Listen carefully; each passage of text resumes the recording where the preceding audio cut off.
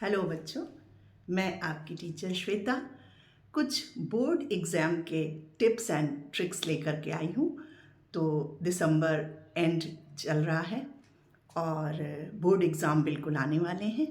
तो आप लोग अभी तक आप लोगों ने काफ़ी तैयारी कर ली होगी। तो अब इस समय अपने आप को कैसे तैयार करें, इसके लिए कुछ ट्रिक्स और टिप्स लेकर के मैं आई हूँ। तो बहुत ध्यान से देखिएगा, सुनिएगा और उसको इम्प्लीमेंट करिएगा। कुछ बच्चे जो कि रेगुलर क्लास किए हैं, रेगुलर स्कूल गए हैं, उन्होंने अच्छे से नोट्स बनाया है, सेल्फ स्टडी भी की है, तो उन्हें तो डरने की कोई आवश्यकता ही नहीं है।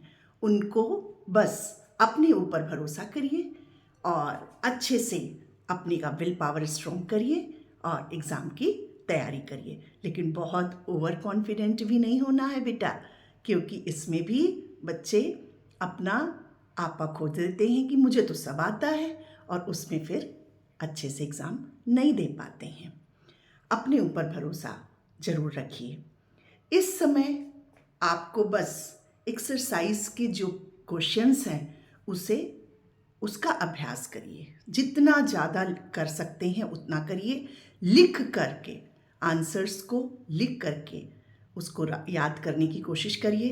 देखिए, लिखने से क्या होता है, एक तो आपकी स्पीड अच्छी होती है, राइटिंग अच्छी होती है और दूसरे आपको कॉन्फिडेंस आता है।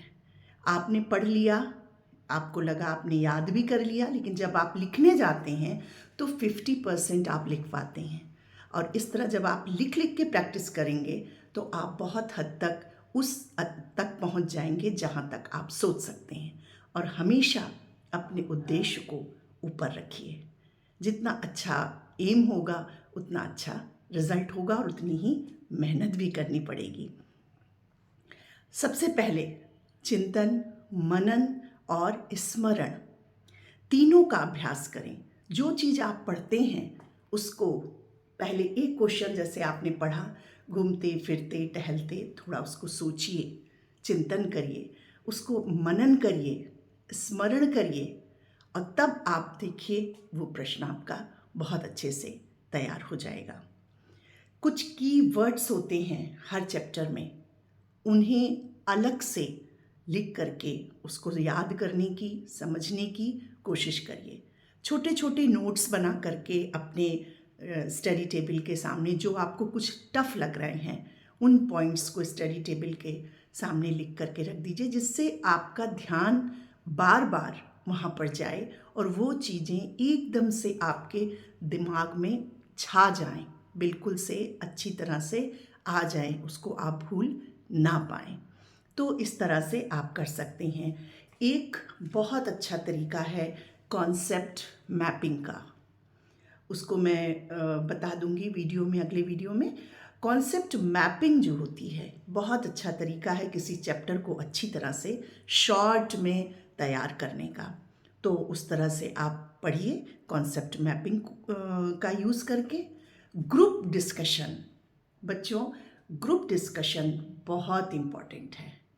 देखिए, विद्या ऐसी चीज़ है कि कहते हैं कि विद्या देने से, विद्या दान जो होता है उससे विद्या और बढ़ती है। और कुछ आप चीज़ें देंगे तो घटेगा, लेकिन शिक्षा विद्या ऐसी चीज़ है जितना आप बांटेंगे उतना आपका बढ़ेगा।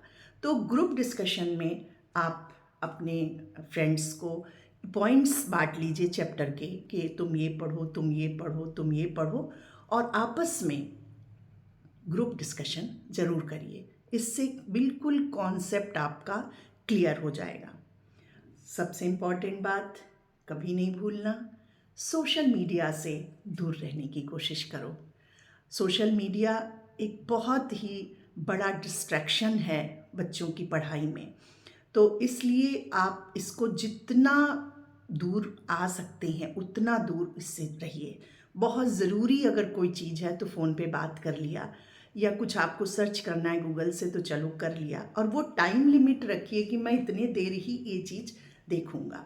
क्योंकि बेटा ऐसी चीज़ है कि ये बार बार आपको अट्रैक्ट करेगी, तो इसलिए आप उससे जितना दूर हो सकते हैं बिल्कुल अपने पास से मोबाइल और ये सब चीज़ें हटा दीजिए। थोड़ा सा कहीं मन करे, पढ़ते पढ़ते भी आदमी वो हो जाता है, तो थोड़ा सा टीवी देख लो, मैच देख लो, थोड़ा सा कोई शो देख लो इस तरह का जो तुम्हारा मनपसंद की चीज़ें हैं। लेकिन समय की बाध्यता होनी चाहिए कि हमें इतने टाइम ही वो चीज़ देखनी है। तो कुछ बच्चे क्या हैं कि रात में जगते हैं, कुछ बच्चे सुबह उठ के पढ़ते हैं, तो ये कोई बहुत बड़ा वो नहीं है, ये अपनी सहूलियत के अनुसार जैसा आप अपने को कंफर्ट जोन में ले जा करके उसको पढ़ सकते हैं। सुबह उठ के अच्छा लगता है सुबह उठ के पढ़िए, रात भर देर से पढ़ना अच्छा लगता है रात में देर तक पढ़िए। नींद बहुत ज़रूरी है, नींद आपकी उतनी घंटे की 6 घंटे मिनिमम की नींद, आप 6 से 7 घंटे की नींद आप ज़रूर लीजिए, जिससे आपके दिमाग में भी आराम रहे और नई चीज़ जो भी आप पढ़ रहे हैं उसको आप गेन करने की कैपेसिटी आपके पास रहे। थके मांदे रहेंगे तो कैसे करेंगे। अपने टीचर के संपर्क में ज़रूर रहिए। टीचर एक ऐसा माध्यम है जो हमेशा आपके हर पड़ाव पर आपका साथ देगा। और जो बच्चे पढ़ना चाहते हैं, टीचर के संपर्क में रहते हैं, टीचर को भी अच्छा लगता है, टीचर हर तरह से कोशिश करता है कि उसका किस तरह से उसकी मदद की जाए। तो कहीं भी कोई कन्फ्यूजन हो आप टीचर से, और मुझे पूरी उम्मीद है कि इस चीज़ को कोई टीचर नकारेगा नहीं, वो आपकी ज़रूर हर समय हर वक्त आपकी मदद करने को, सहयोग करने को तैयार रहेगा। और इस तरह से आप पढ़िए जब, तो टेबल चेयर पे बैठ के पढ़िए। अपने पोस्चर का ध्यान रखिए, ठंड तो है लेकिन जहाँ आपने कंफर्ट जोन लिया, रज़ाई और ये सब, तो फिर आपको नींद आने की संभावना हो सकती है। तो आप स्टडी टेबल पे अपना टाइम निश्चित रखिए, इतने टाइम तक पढ़ना है। पेन बराबर आपकी चलनी चाहिए, जो चीज़ पढ़िए बाकायदे उसको लिख करके, डायग्राम को ड्रॉ करके, इस तरह से आप अपनी तैयारी करिए। और जिन बच्चों ने रेगुलर पढ़ा है, मेहनत की है, तो उनको डरने की ज़रूरत नहीं है। आप बस मेहनत करिए और मेहनत का परिणाम हमेशा अच्छा होता है। तो इस तरह से, और बच्चे कई तरह के होते हैं, तो अगली वीडियो में अगली तरह के जो बच्चे हैं उनके बारे में मैं बताऊंगी। तो आप लोग all the best and do best for your exam.